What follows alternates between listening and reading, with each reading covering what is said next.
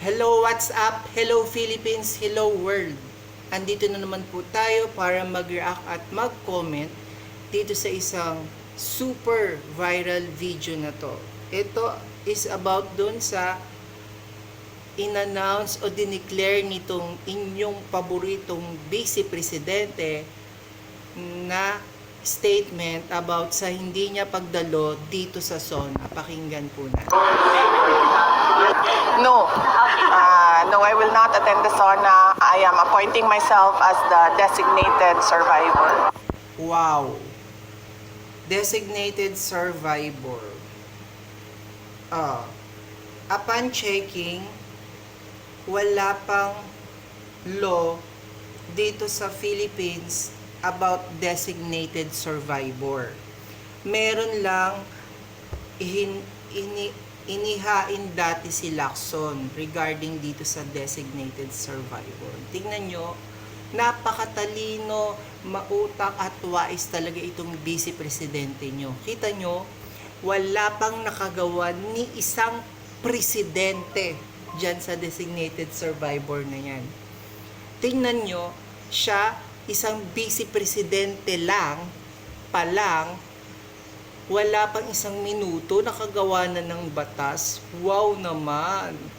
Di ba ang batas pinapasayan? Pinag-uusapan?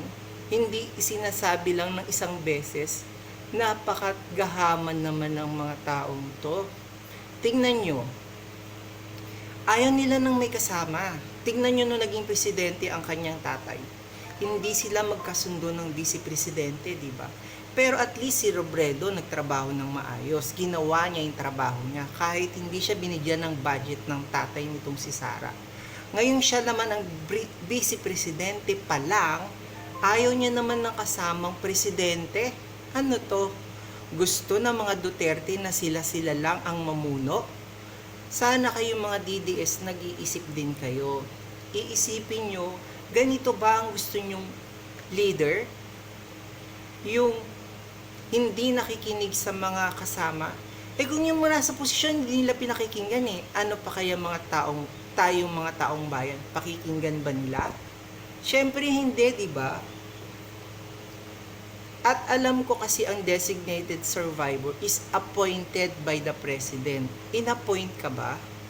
So tingnan nyo yung situation. Tapos kumakalat pa ang balita na si Bato nga ay hindi daw dadalo sa SONA. Anong dahilan? Masakit ang tuhod. My goodness, ang daming wheelchair. Wala bang bodyguard si Bato?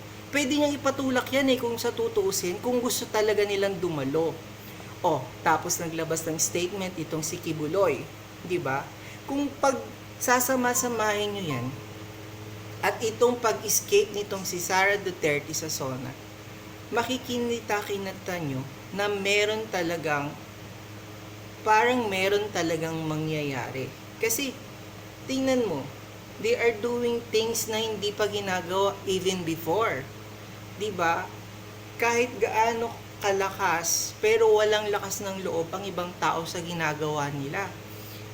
Makikinig pa ba sa taong bayan itong si Sara kung ito ang maging presidente natin? Malamang hindi na.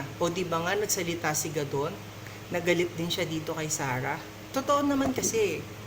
Respect your post. Inilagay ka dyan ng taong bayan, hindi ikaw ang naglagay dyan sa sarili mo. Kaya dapat, respetuhin mo. Igalang mo, gawin mo yung trabaho mo, huwag mong pakialaman yung trabaho ng iba. Yun lang yun, simple lang yun So kayong mga maka-DDS kayo, sige nga, pag-isipan nyo ng mabuti, tama ba ang ginagawa ng vice presidente nyo? Vice presidente pa lang yan hindi pa yan presidente.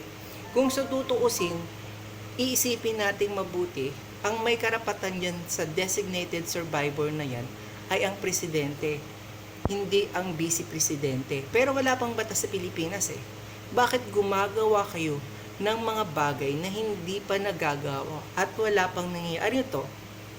Kayo na talaga ang Diyos? Kayo na ang susundin ng tao? Kayo na ang batas? So, kung ganyan ang nangyayari, tapos magkaroon ng gulo, ito ang tandaan nyo. Ito rin ang nakikinita-kinata ko. Pag may gulong nangyari at hindi nyo nadali si Marcos, history repeat itself talaga. Welcome martial law. Sa tingin ko lang so pag nangyari yon, ubos kayong mga Duterte kayo. Yun lang. Adios.